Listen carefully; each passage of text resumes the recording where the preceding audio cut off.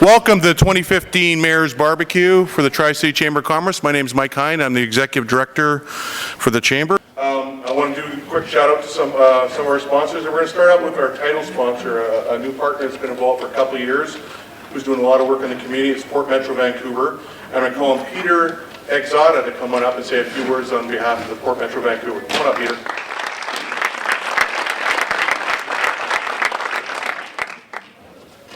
Thanks, Mike, and good evening, everybody. My name's, as he said, Peter Exotta. I'm Vice President of Planning and Operations at Port Metro Vancouver, and we're your presenting sponsor this evening.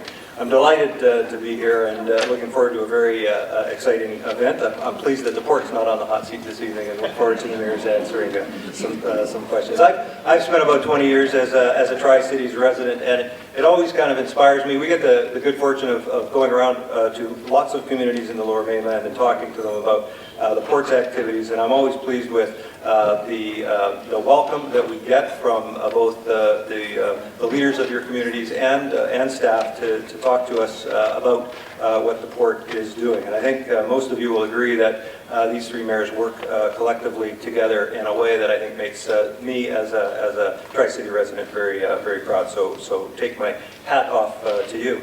The Port, of course, is responsible for providing marine infrastructure to support Canada's trade.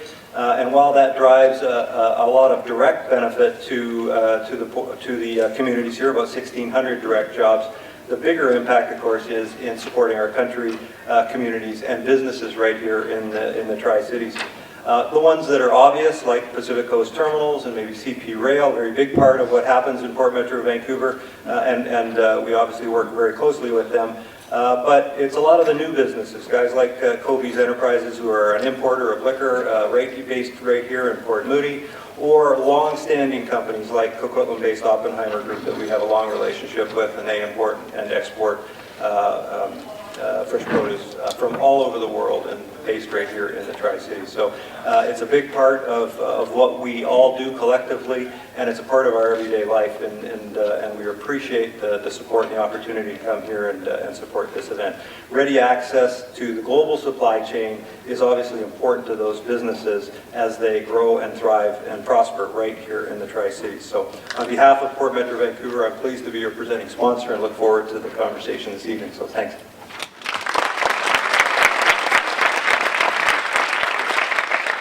Thanks, Peter. And for those of you who were fortunate enough, the last couple of weeks, Port Metro set up boat cruises, one along the Fraser, one in Burrard Inlet, and a lot of members took advantage of that opportunity to see up close and personal from the water view what goes on in the ports and the incredible work and the amount of economic development goes on through the ports. So that was a great opportunity for the Chamber, and thank you, Port Metro Vancouver, for doing that for us.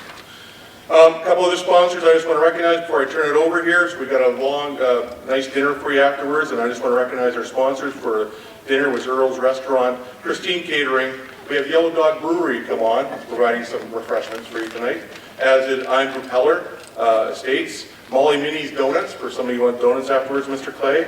Darla Ferlandi Photography, the Tri-City News, which is the only newspaper as of October in the Tri-Cities, if you haven't heard the news today, Sandpiper Signs and Decals, and Coquitlam Floors, Chic and Unique Design, Event Design. Thank you very much for all your support tonight. It's going to be a great night. Thank you.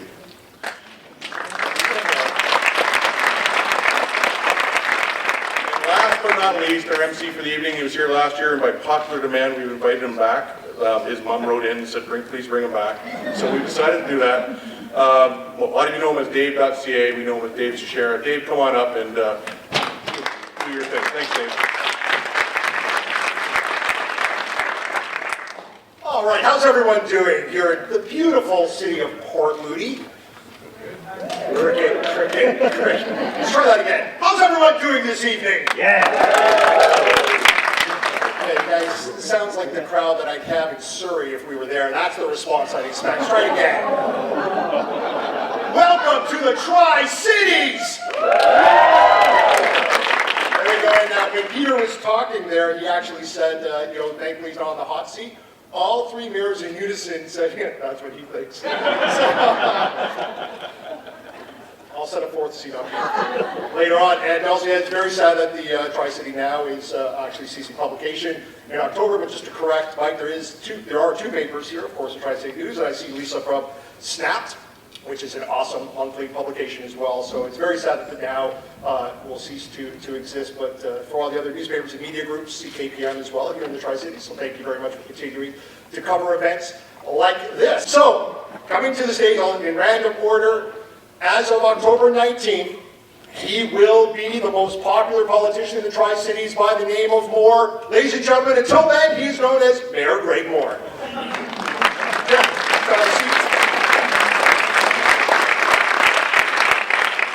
He is the best mayor of Coquitlam in the last 5 years. Ladies and gentlemen, Richard Stewart.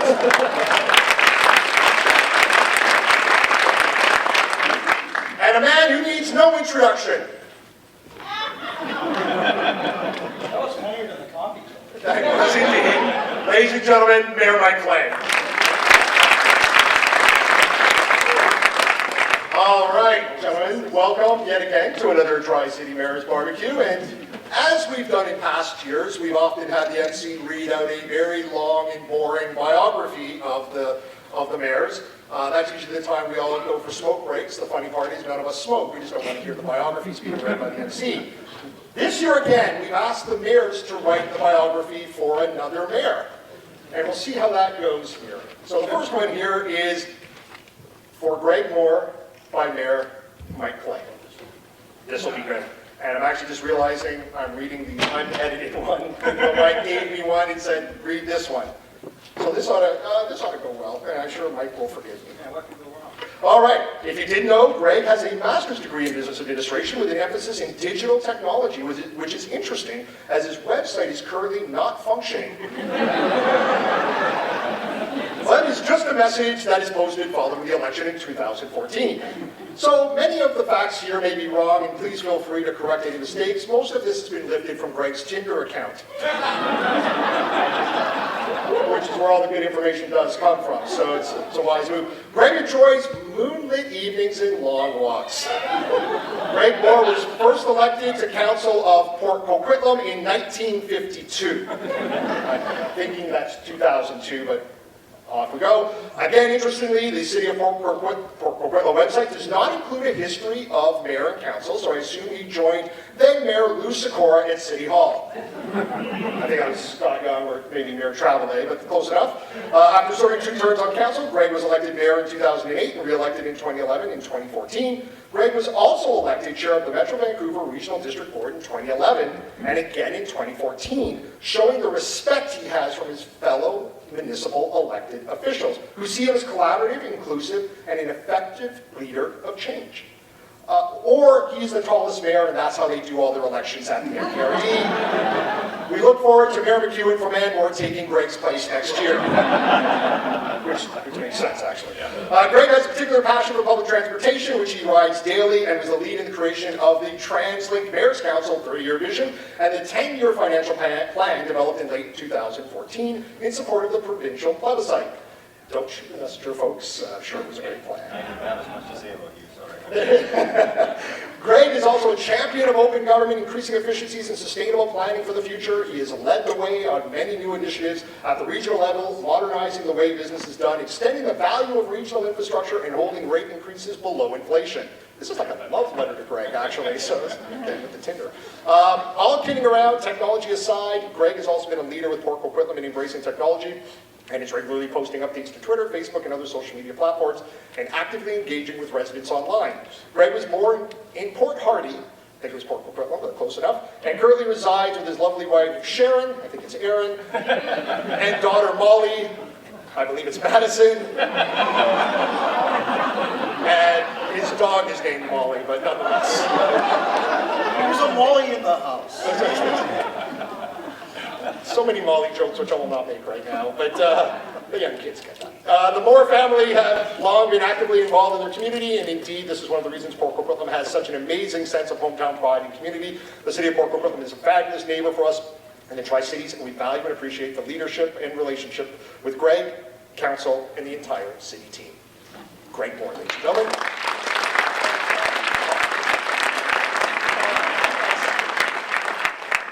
That Molly joke was a real reach, though. Really? I get that joke, but you don't get the coffee cup joke? Ridiculous. Mayor Greg Moore has written a nice little piece for Mayor Richard Stewart. It's never good when that happens, is it? And I love how this starts. According to Wikipedia, I see a lot of cutting, paste, not done, Dave wants this thing, he's got it, whatever. According to Wikipedia, Richard Stewart, born 1958 or 1959, it's true, is the current mayor of the city of Coquitlam, British Columbia. Stewart was elected to Coquitlam City Council in 2005, and Greg not only copy and pasted this, he also copy and pasted the footnote annotation right there as well. So I'll just go to the footnote. Richard speaks 3 languages, English, French, and BS. I believe that's the Baltic state language. Before entering politics, Richard was a writer and has operated his own publishing, government relations, and communications business. A career highlight was being a member of the National and BC Building Code Committee. Boy, that sounds stimulating. He married Anna Rosa in 1983, and they have 4 children. As the mayor of the fine city of Coquitlam, which is, above all, still a slogan I don't understand. I don't either. Who here understands that slogan for the city of Coquitlam, above all? Alrighty then. All right, moving on. That wasn't part of my intro. Big survey. Just Wait saying. until I finish saying it's not part of my intro survey, and then continue. Richard pushed hard to have the Evergreen Line started. However, the project is stuck in Port Moody. Richard was quoted in the media as saying, quote, "We have different soil conditions in Coquitlam, so I don't foresee any delays once Alice the boring machine leaves Port Moody," end of quote. Over the years, Richard has attended many events and as an amateur photojournalist has documented birthday parties, bar mitzvahs, and the Coquitlam and Port Moody 100-year celebration of leaving Coquitlam. Richard will be releasing a coffee table photo book later this year entitled The Life and Times of Mayor Stewart. The book will feature exclusively selfies. The book will sell for $19.95 with all proceeds going to the Port Coquitlam Foundation. For the past 2 years, Richard has provided the comic relief for Greg and Mike as they have RV'd to FCM.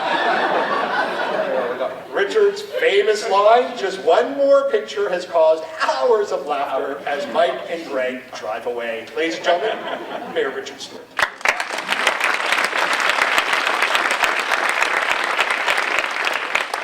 Quick explanation. You asked for a short bio, and that may well be an explanation as to what's coming here. This is from Mayor Richard Stewart to Mike Clay. I want to say what an amazing person Mayor Mike Clay is. I want to tell you that he's a kind, compassionate, and sensitive individual. But I've discovered I can't have everything I want. What I can tell you is gleaned from years of knowing Councillor Mike Clay and now Mayor Mike Clay. This is the first time in the history of our communities that the mayors from all 3 of the Tri-Cities were actually born here. Our families are from here. I want to say that Mike grew up here in the Tri-Cities, but in many ways we're still waiting.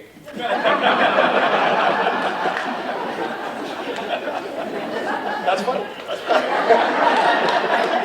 And nobody, though, can doubt the passionate commitment he has for his community or for the people of Port Moody. He has a drive, strong wit, an intelligent and thoughtful process, and a keen interest in every aspect of his community.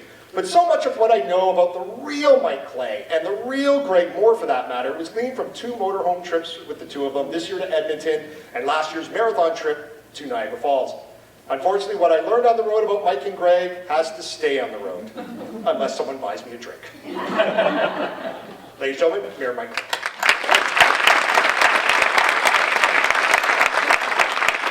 All right, so we do have that special opening question, and what we'll actually be doing is the mayors will have, I believe it's 2 minutes to answer this question. Is that correct, Aaron? 2 minutes to answer that question? And then we actually have a bit of a comparison we'll be doing with their answers and one of their citizens. So this will be fun. So we'll start by doing a random draw here, so that way they can't say I've picked on anybody. So the first will be Mayor Richard Stewart, followed by Mike Clay, and then Greg Moore. So here's the big question. What vision do you see for your city, so your city, in the next 20 years?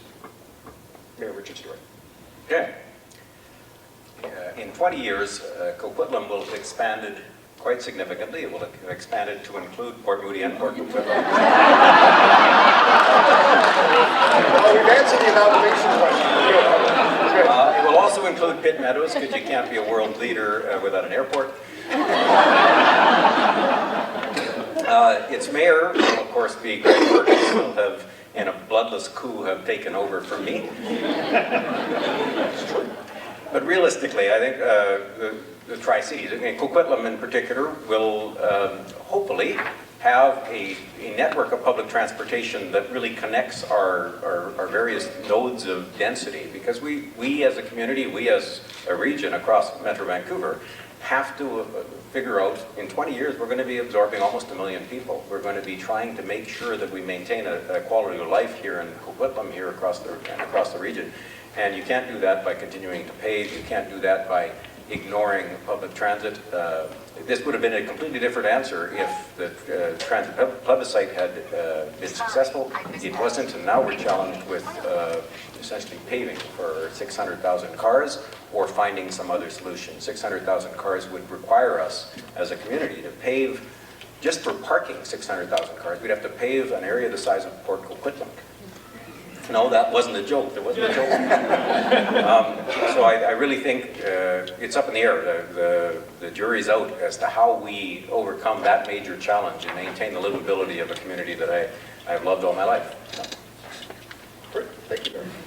So we have a vision from one of your residents, and I'll give this a read here. I can see the Tri-Cities growing in population by 150,000 people. With the new Evergreen SkyTrain coming to Coquitlam, addressing the Tri-Cities will become easier and draw more people here from the city so they can take advantage of more reasonably priced housing.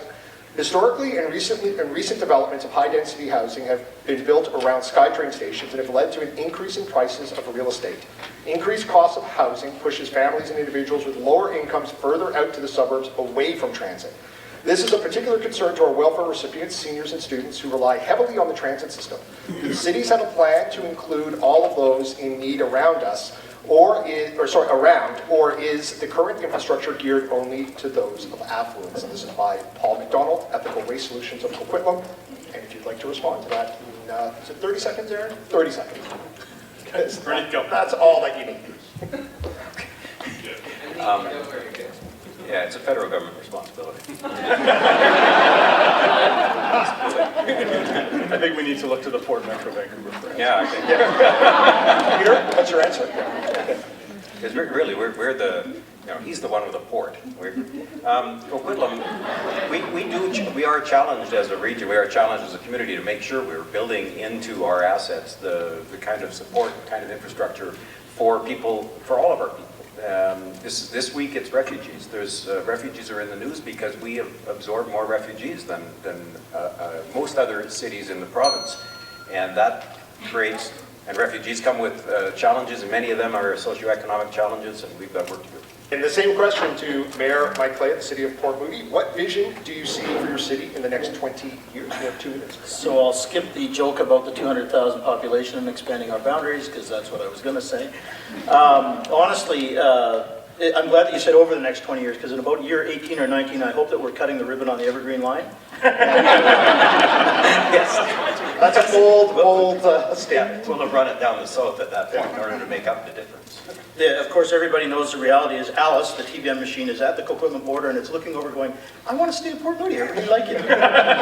So we're hoping to get her on her way, and once she realizes that it won't be so bad. But, we've spent, I think as everybody from Port Moody knows, we spent the last 5-7 years, depending on when you think we started, updating our official community plan here. And it was a long process, and this community has undergone more change than any community, I think, in the Lower Mainland, is as far as actual change. From a small industrial town to a very urban environment.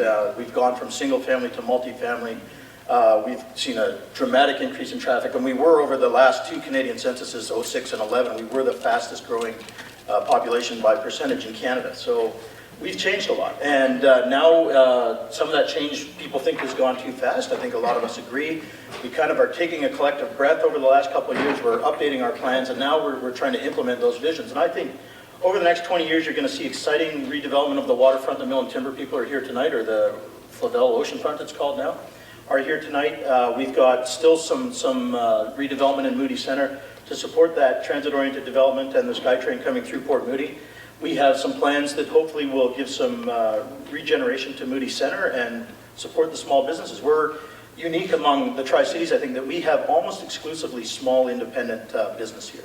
We don't have a Walmart or a Canadian Tire or any of the big chain stores here. So, well, I guess Thrifty's is part of a bigger chain now, but that's sort of the demographic business-wise that we have here. And that's what we want to keep in Port Moody and we want to keep fostering, is letting people live, work, play. I know that's a cliche, but really we get that a lot from people. They want their business to be here because their employees like living here, they like being here. You know, we've had comments as interesting as, I like to take my employees down to Rocky Point, go wakeboarding at lunch. So that's what we all love about Port Moody, and we want to keep that uniqueness about Port Moody and the Tri-Cities. Awesome, thank you, Mayor. And we have a vision, I guess, from one of your residents. Begins, my city will have a more vibrant local business vibe. I see my city as a community with a more culturally diverse population. Taking in people from all around the world will make us a city that's exciting and energetic. Port Moody will grow gradually, thoughtfully, and consistently. It will not only be the city of the arts, but a city who welcomes small business, anchor businesses, and much more to help the economy grow and prosper. And that is from Kathy Chenna, who of course is the host of Catching Up with Kathy on CKC 98.7 here in Port Moody. What's that? Shameless plug for the Shameless Catching Up with Kathy show. No, don't say that. Friday mornings at 7:20 on CKC. No. I don't want we don't do shameless plugs. My friends at Yellow Dog and the Hard Rock Casino, Vancouver, will tell you I don't do those shameless plugs. You know what I'm saying, Chuck? Judas Priest coming to the Hard Rock Casino. I see Raj. 27th to 28th. I'm available for those dates. So, what would you have to say to Ms. You know, I think Kathy's saying exactly what I was trying to articulate there. That's there's some things you need to recognize when you're a small city in metropolis. I spend a lot of time on Vancouver Island and other areas where you go to the city of Courtenay or Campbell River. Campbell River is 35,000 people, but they're all on their own. They can't go to Coquitlam. They can't go to Burnaby to Metrotown. They have to run their own utilities, their own water, their own sewer. And we don't have to here, and we need to accept that we are living in a region, and we need to be able to move around this region, which is why we need good transportation plans. And we need to realize that the Walmart can be in Poco, and that in Port Moody we can have Wish Upon a Star, or you know, the Village Toy Shop. And that's the identity that you have as a small town. I think everybody here likes that we're a small town, and we want to encourage and support those small businesses and make sure that people from Poco, Coquitlam, Burnaby, and elsewhere are coming here to enjoy that aspect of Port Moody and our beautiful natural surroundings. Great, thank you, Mayor. I mean, we'll go to the same question for Mayor Greg Moore. What is your vision you see for your city in the next 20 years? Thanks. I guess all the good jokes have been taken. No, I haven't heard one, so go ahead. Oh, okay. And I will correct you. We have port activity in Port Coquitlam. One of them sitting right there, Mike Forrest, with Forrest Marine. So let's not forget about that. But for us in Port Coquitlam, you know, I think for me, I'm thankful that we've started from a strong foundation. We have a really well planned out community with a good, strong industrial employment base, a nice, cute, unique downtown that I think is getting better and better every year. We've got different type of housing stock, and I think we're going to expand, well, not expanding single family, but expand on the diversity of housing stock for all different levels of income to be able to afford to live and work in our community. I would hope that in 20 years we might see an extension of the Evergreen Line through Port Coquitlam to Pitt Meadows and Maple Ridge. There's a lot of ifs in that statement, but I would hope that that would come true as well. So, and I think Port Coquitlam, one of the things that I know this council has worked really hard on, and I hope we're laying a foundation for decades to come, is strong fiscal management of a local government. Not taking on jobs that aren't local government's responsibilities, but doing what is our core values and doing it extremely well, better than anyone else. And I know that's what we're working hard on now, and I hope that provides the same strong foundation for the council a couple decades from now, as it has the good planning that has happened in the past to allow our council to do what they're doing. Great. Thank you, Mayor. And we have a response from one of your residents. My city, Port Coquitlam, will be an example of a place where family living and community development is valued. I envision Port Coquitlam still having viable trails, lakes, parks, and mountains that have not been grossly developed.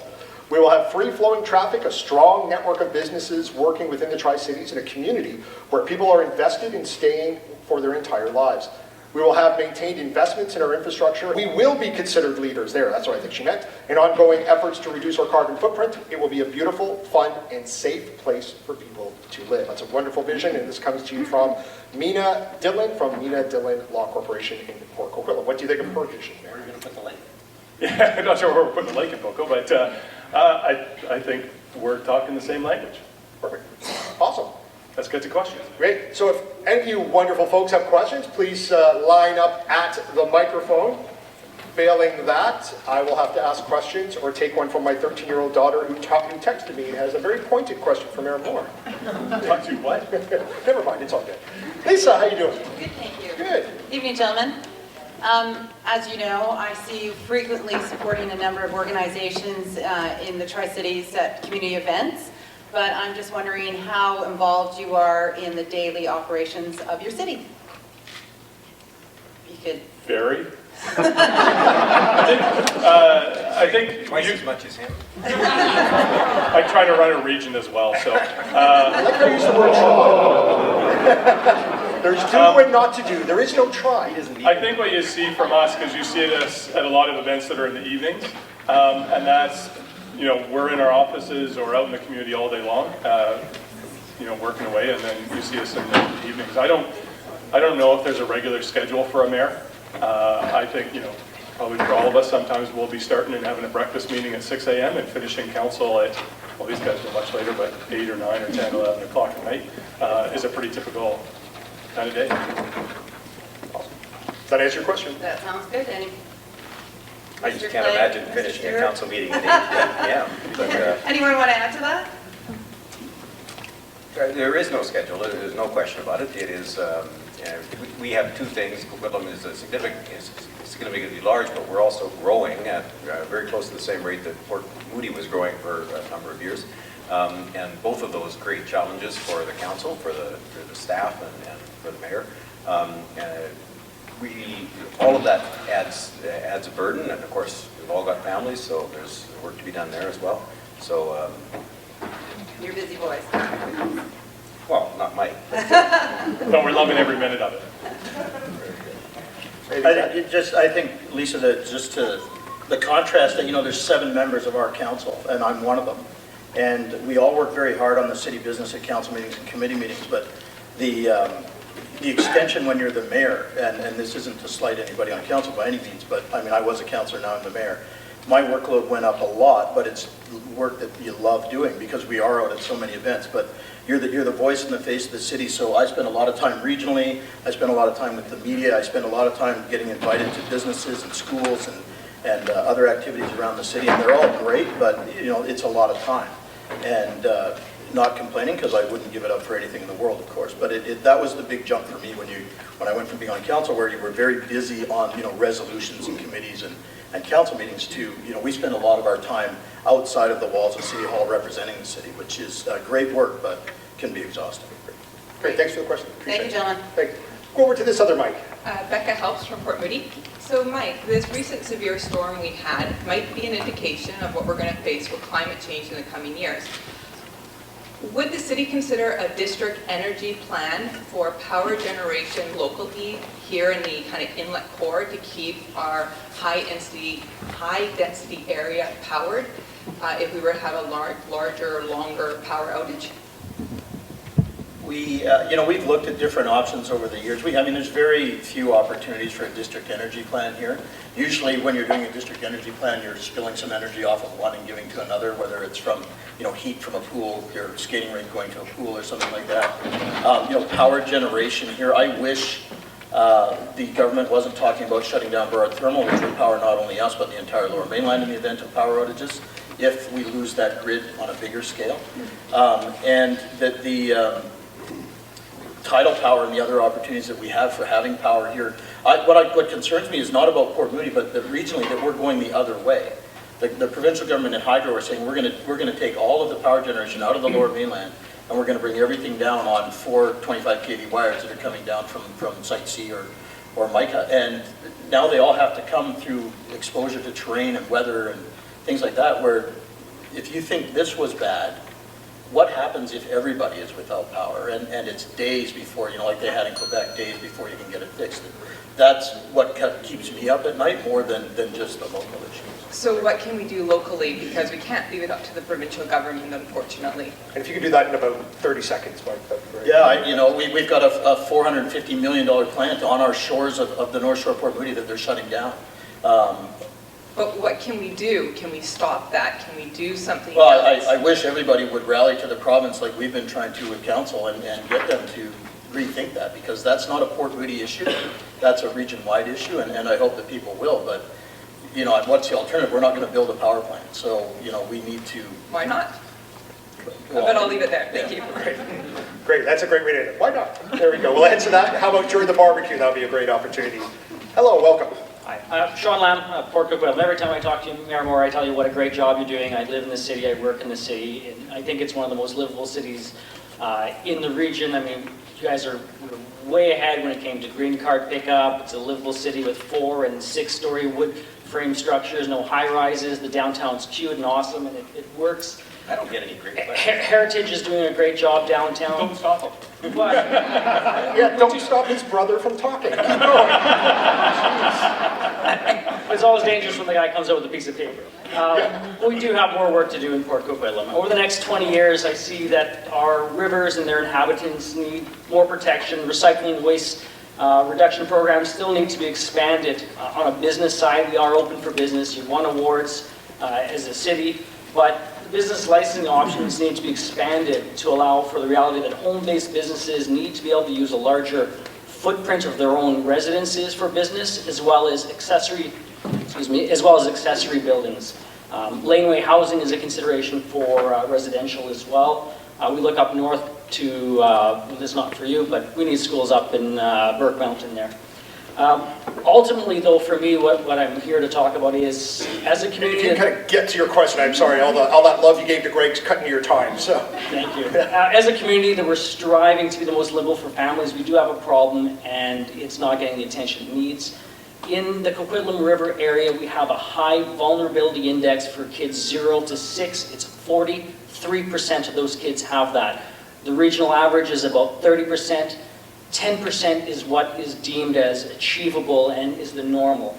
What can we do? The United Way Avenues of Change is in our area right now with programs. They're also in Surrey. Is the city going to get behind programs like that to help our kids to reduce that vulnerability index? That's a great question, and we're so thankful. On one hand, it's great that United Way, there's 2 pilots with their Avenues of Change, and they're investing $500,000 to invest in kids so that they're prepared to go into school with all the circumstances. On one hand, you're so thankful that a group like the United Way has taken on this challenge it's actually in our communities. On the other hand, you wish you didn't have to have the United Way come in, right? So we're working closely with the United Way because they're taking the lead on it, and I think we should be there to support them in what we can, because I think there's some aspects of it that are outside of a local government's responsibility. We want to be a part of that, but we also have to make sure, whether it's the school system or the provincial government, that they're also at those tables having discussions and bringing in the resources to help enrich those communities and those children. Thank you. Okay. Over to that, Mike. Yeah, for Mayor Moore, I did a straw poll in the office today. We're a POCO business, and the one thing that came up that was really quite emotional was the amount of drug trade in the downtown core. I just wondering how can you address that, or have you got measures in place to address that? One of the ladies there was in tears saying she sees it so much. I'm a little shocked at that type of statement. Our crime statistics don't indicate that. I'm there quite frequently. We talk about working late nights and that sort of thing, and I take transit and ride my bike, so I'm not in a car isolated from it. So maybe we'll chat afterwards and find out where exactly though that's happening, because I don't think it's not happening on every corner. So I think that's something we can talk about to try to figure out together. Thank you. Jimmy Davies, how you doing? Hi guys, thanks for coming down and supporting the chamber by opening yourself up to this today. First question actually is to Mayor Stewart. specifically regarding Saberton Green and some of the issues that your city councillors have taken issue with respect to New West development. Now, I think all of us experienced a little painful point with the Bailey Bridge experience. And so my first question is to Mayor Stewart. Would you like to see the province intervene with the current development conflict with New West? And to the rest of the mayors, what kind of intervention from the province, if you thought so, would you like to see in the regional issue? Oh, yeah, good one. Okay, so we're blessed in this region to have 22 communities that cooperate in a lot of ways through an organization called Metro Vancouver. There's two realms of cooperation. There's the utility realm, which is Metro Vancouver's, and the transportation realm, which is called TransLink. TransLink isn't working as well as a regional coordinator of regional transportation, and our challenge with it is that if we don't cooperate well across municipal boundaries, the kinds of things happen that happened with the Bailey Bridge, where we ended up having to go to court twice over the course of a decade in order to get a really pathetic resolution of it, which is 2 Bailey Bridges. It's twice as good as 1 Bailey Bridge, but my goodness, surely we could have done better than that. That said, I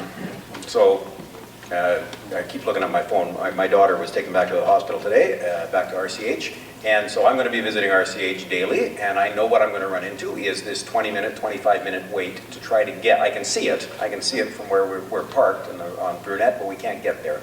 That's our regional hospital. We're investing, where province has announced that they want to invest $1 billion or more in rebuilding Royal Columbian. We can't get to it though. We go to Burnaby General, we go to Eagle Ridge, some people go to Ridge Meadows. Saberton Green is going to be built right next to it, right next to that transportation corridor, and no one has talked about anything to do with improving the 4 lanes that connect Coquitlam and New Westminster. The 4 lanes that connected it when I was born. There were 4 lanes that connected New Westminster with Coquitlam 35 years ago when I was born. Is there anything that Sorry, Richard, do you want provincial intervention? Yeah, so what we need to do is get the province, I think, to ensure that local governments work better together on a regional transportation plan. If we have 22 local jurisdictions doing 22 transportation plans, the entire region will fail, and we're going to end up, our livability will suffer enormously, and we also cannot develop a brand new is hospital. this an issue that you guys are called the Three Amigos, and some people take that shot as a derogatory term? I think it's a really great term that we have 3 mayors in our region working together. Is this a regional initiative all 3 of you can get behind? Saberton Green? And as a bigger picture within the regional transportation. Well, I think we are behind it right now. We're working on trying to get a better resolution of the governance structure at TransLink, for example, because I don't think New Westminster or Coquitlam should be making decisions on border roads. I think TransLink should be able to, or the Regional Transportation Authority, should help guide those decisions to make sure that decisions are always made in the best interest of the region, not in the best interest of the best parochial interests of a local community. And unfortunately, we end up with those kinds of conflicts the way it is now. I'm curious to Greg and Mike's response. Yeah. Do you have a quick 15-second answer on that one? Well, I think the question you had for the rest of us is what other areas would you like the provincial government to be a part of local government decision-making? I'm not sure if I want them. I think what I would like to see out of the provincial government is a better working relationship on some of the tougher files. It seems as though we're, for example, and I'll put my Metro hat on, our #1 Build Canada ask at Metro Vancouver is to replace the Lionsgate sewage treatment plant, a $750 million infrastructure project on the North Shore. We go to Victoria a lot to ask for money. Not once has anyone ever come to us and said, how do we work together to ensure that water, sewer, roads, all of these multi-jurisdictional regional issues are being in partnership? Because if we don't, we saw the power outage, right? Or the windstorm and the power outage, that was pretty bad, right? Where we all say it's pretty bad. But imagine if you didn't have water or sewer for that long. That's the importance of Metro Vancouver. That's the importance of the cooperation. And I think we need better cooperation with all levels of government on those type of files. I think there's some legacy issues that aren't the same anymore. Metro has changed. The Liberal Region Strategic Plan has been replaced with the Regional Growth Strategy. I, on the weekend, went to this wonderful place called Morgan Crossing in Surrey. And it's a beautiful little mall down there, smack dab in the middle of nowhere, where nobody should have ever built a mall. And shame on them. Shame on all of us for letting that happen, because, those are the people that are voting against transit plebiscites because they're saying, we don't have any service out here, and I shouldn't have to pay for it. Well, you're living in the middle of nowhere, and same thing 200th Street in Langley, you're living in the middle of nowhere. You moved there, you saved a substantial amount of money on buying your house because those services weren't there. And now you want all the rest of the taxpayers in the region who have been paying for those things to buck up and ante up for you. The regional growth strategy shouldn't allow those things to happen, and if it does, then we have a bad plan. But if we're following the plan, if Safford and Green, and I frankly don't know that much about it, but if this is in the regional growth strategy, if it's on the transportation network, and if it complies to all of our planning, then either our planning was bad or they're not following it. But in neither scenario do I need to go to the province to get help to sort that out. That's going to get your mom and dad when you and your brother or sister can't work something out. If you've got good planning, you don't need to run to other people to get it straightened out. And we do have good plans. So it should be workable. Okay, thanks so much. Great question, great answers over here. I'm going to go to that side. Hello and welcome. Hello, I'm Carrie Gibson. I am Director of Fundraising for Innovation Boulevard, which was championed by Diane Watts, of course, and then later Linda Hepner. And I'm sorry to hear about your daughter, and it brings to mind the efforts we're trying to make with Innovation Boulevard in order to fill the healthcare gaps, the rather obvious healthcare gaps. Have you had a chance to consider how the Tri-Cities would be a part of Innovation Boulevard? It's a very collaborative endeavor. No.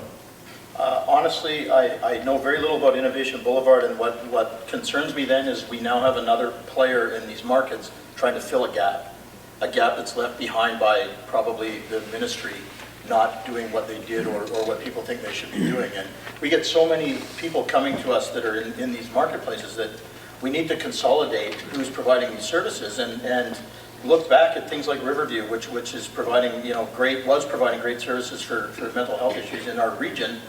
And I think a pilot project of decentralization didn't work. And we need to regroup on those things and come back. But what concerns me is when we start splintering and there's too many people going in too many different directions. So hopefully we're all working together and everybody's involved in the conversation. That's exactly what Innovation Boulevard is a collaboration of all these, pieces of the academic system, the healthcare system, everything being pulled together finally. Is there a website? Is it innovationboulevard.com? Yeah, innovationboulevard.ca. .ca. Yes, we are Canadian, and this will be affecting not just Western Canada, because we are building an imaging center that will affect all of us. As we know, I've had people calling me wanting me to try and get them in who are waiting for 2 years to get an MRI, which is absolutely heinous. But on top of that is the technologies that we're using will hopefully speed up how operations proceed, get people back in their homes, they can heal from home, we won't have lineups for all these procedures, and on top of that we're doing redevelopments with all sorts of other projects. Anyway, so I'd love to talk to you more about it. I think it would be a great thing to kind of ease a bit of the burden, and I'm sure as you see going through what you're going through with your daughter at the moment, that some situations are pretty glaring. Great. And what's great is we're coming to our last question. It'll be a wonderful opportunity to speak to these gentlemen during the barbecue. So thank you for your question, and innovationboulevard.com. There we go. It's taking a nice meeting. CA. You think I'd know that, but I just... DavidDave.com. Dave.com. Yeah, that goes. Anyways, welcome. You have our last question. Yes, thank you. My name is Martin Hunter. I live in Coquitlam. I'm on the border of Port Coquitlam, and my wife does all her spending in Port Moody, so I feel a vested interest in all three of you. Are there any other questions? Given the fact that all three of you spend a lot of time together on the road and here, what is the one issue that keeps you, all of you, up at night? Richard. Sorry, Richard, if you could answer that. What is it? Why is it? And how do you plan to address it if it's in your control? Mayor. Keeps us up at night. And I think, well, from my perspective, one of the biggest challenges we have, and it was touched on there, related to healthcare, but there are all kinds of areas of provincial service and federal service for that matter, but primarily provincial, where we get downloaded. We face the brunt. The response that we're having to do now on a sewage treatment plant is because of a new federal regulation that imposes new requirements on sewage treatment. Same thing with water treatment. We've now built a new filtration plant as a region. It didn't cost us much, about $1 billion. We're about $100 million into a UV plant up in the Coquitlam Reservoir. All of these are new regulations that the federal or provincial governments impose on local government and then lets us struggle. The mental health side of things is enormous. Perhaps you know, my daughter has mental health issues, and that's why she's hospitalized today. What you find out when you're in that realm is that mental health is not well dealt with in British Columbia, and there are enormous gaps and there are enormous challenges. But the challenges get dumped on local government because our police services, there were 2 cops in the emergency ward for the 4 hours I was there, and they're stuck waiting with a future patient of the hospital, waiting to get, because they've certified him under the Mental Health Act, and they can't get him admitted because there's just no space. And those are enormous challenges that local governments face. And then the province will come in and say that our costs are going up faster than the rate of inflation, and we're not keeping control of our own costs. So that's the thing that bothers me the most, is I want us to provide excellent service for our community at the best possible price. But if we get dumped on with other new requirements or new responsibilities, and without new tax revenue, without new tools, then the taxpayer is not well served. Was there a need for anyone else to jump in on that one? I think what keeps me up at night is the transit issue, is where we're going with transit and TransLink and logistics infrastructure and all that sort of stuff. I don't know what the silver bullet is on that end. Frankly, I don't think there is a silver bullet. I think there has to be lots of things have to be addressed and changed, and everything from, do we have to go to another referendum to get a penny, to accountability and transparency, to who's in charge, to a whole bunch of things in between. I think, those discussions are happening. If I knew what the answer was and I could implement it, I wouldn't be up at night, but that's what's keeping me up. And I'm going to fall, I think, somewhere in between. I think the frustration that Richard expresses, and Linda, Doug, and Finn are all here, so we've got the levels of government here. When we can't do anything about it, but we know that our residents are struggling with something, that's really frustrating. And you think, boy, if we had control of healthcare spending or schools or something, what would we do? And would we do it differently? And of course we would, but of course everybody would. We've all got an idea. We've never shown that our plan would work any better than their plan, so you don't, try not to be too critical of it. But when we do control it, so I'm with Greg on this one, the regional transportation, which 80–90% of is actually in our mandate, and we are trying to work out solutions for it, partnering with the other levels of government, because it's just impossible for us to be able to do it any other way. But when it's in your mandate and you're struggling to get things to actually work, and when you work as hard as we all did on a plan for over a year that was based on a plan you've been working on for over 10 years, and you roll that out to a public that, whether they understand the plan or not, makes the whole process about something else, that's what keeps me up at night. That was one of the most frustrating experiences I've ever had, because I couldn't get anybody to talk about our plan. They all wanted to talk about how much money Ian Jarvis made and whether he was a good CEO or not. And you go to bed every night thinking, what could we do differently? How can we get this message out? How can we work on this? Because we know what 20 years from now looks like under the terms of what we're working with now. So ultimately, I think when it's another level of government, to be a little bit cynical, when you do go to bed at night, you can say, I hope that Finn and Linda come up with a solution for this, because I sure can't. But when it's actually in our mandate, those are the ones that bug me the most. Great question, great answers. Quick 30 seconds for you to say something in closing, as long as you can reference the shirt you're wearing and why it's important to you. And we'll start with Mayor Greg Moore. I don't need to say it. Well, we have a goal this year, actually. The foundation has a goal with the 35th anniversary that we try to replicate Terry's goal of raising $1 from every Canadian. So I know everybody in this room will give $1, but make sure that you talk to your colleagues, your PAC parents, the people that you walk with, whoever, to challenge them to donate to the Terry Fox Run this year, whether it's in our communities or online, to see if we can raise $35 million on one day in the name of Terry to end cancer. Great. Here's your shirt in 30 seconds. Okay, well, my shirt, actually, not just the logo here, but We are, Mayor Clay, please. the shoulder patch that's been pointed at Mike all this time is the BC Senior Games, so actually the 55 plus games. Coquitlam is hosting the 55 plus games next year. And You guys qualify, don't you?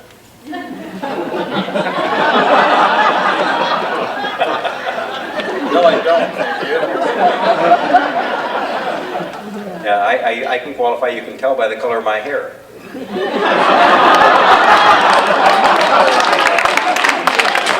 So anyway, 55 plus games, and that really is an indication of how our societies are aging. So a few moments ago, I talked about the challenges of healthcare, for example.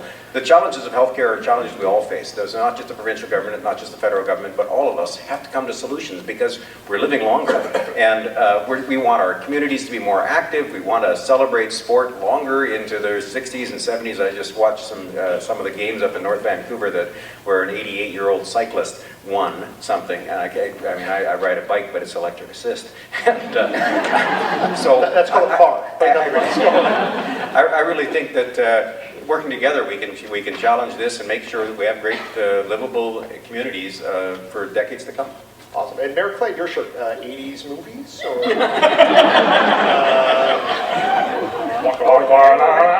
you lost a bet. Tell us about your shirt.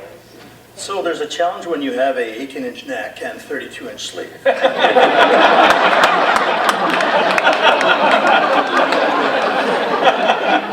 I thought I was doing well, but I found a shirt that almost did up. But I am going to take this opportunity to thank both Richard and Greg for what they said, and since I'm speaking last, just to say to everybody, we're here with the Chamber, and the Chamber works in all three of our communities, and they represent the businesses, and they come and talk to us about issues.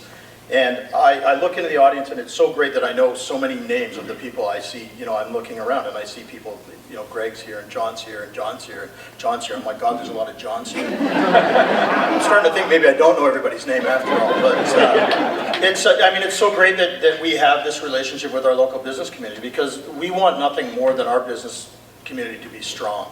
And we want to have dialogue with the business owners and with the employees, and we want to make sure that our communities are supporting you. It's great to have a conversation. We don't mind the odd pot shot or the old jab. If you think we're doing something stupid, you can tell us that we're doing something stupid and we'll blame it on council. But it's just that we can have this dialogue. And, I spend a lot of time in Port Coquitlam, and I know how proud they are to have, like Cisco and Dynamic Structures, and these are great companies. And Coquitlam, and Bill's not here tonight, but Phoenix Truck and Crane, and here's a guy making a lot of money in Port Coquitlam, and he's a great philanthropist as well, and he supports our community, and as all of you do. And I probably shouldn't name names because everybody could, Sharon. I know you're supporting the community and the charities all the time, and this is what's great about the Tri-Cities, is we're small enough to do that and to know each other. So thanks to the Chamber for having this event and for allowing us to continue this interaction outside, where we can have a burger and a beer and talk about real stuff instead of these weird questions Dave keeps throwing at us. There we go. And our community is in the pink. But anyways, your worships, thank you very much for taking the time out, and thank you to all of you for your great questions. Hi, it's Kathy Chenna here with Catching Up with Kathy. You can hear me on 98.7 CKPM FM Friday mornings and afternoon at 7:20 and 4:20 p.m. I'm here with Tri-Cities Community TV at the annual Mayor's BBQ, where we heard the mayors speaking about various issues that are going on in their communities. We've got Earl's here cooking up the barbecues. We've got Molly's Mini Donuts over there. And this event was sponsored by Port Metro Vancouver. Next to me is Michael Hind, the CEO of the Tri-City Chamber. Mike, how are things going today? It's a fantastic day so far. We had all three mayors up on stage. Some really good questions were asked, some good answers. Now the social part starts with the barbecue, and everybody's having fun. And were you happy with the questions that the mayors received today? Yeah, I think the questions were they were good. There were some deep questions that required a lot of thought and some good answers given, and stumped the mayors on a couple things. So we challenged them, which was what we want to do. Great. Well, I don't see a plate in your hand, so make sure you get a burger or some chicken before the night's out, Mike. Thanks, Kathy. Thanks for coming out, too.